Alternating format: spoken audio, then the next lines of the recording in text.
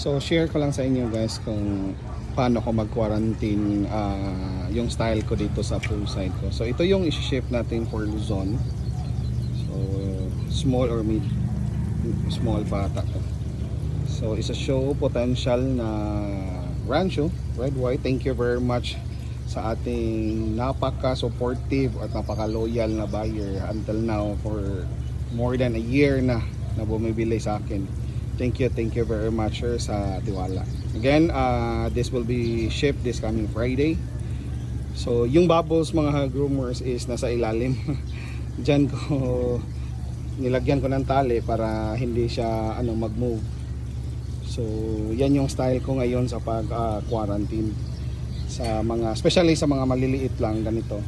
Mas safe kasi yung tubig na ginagamit, yung tubig is dito lang sa pool. At saka sa mga quarantine tank naman natin, sa pool din tayo kumukuha ng tubig.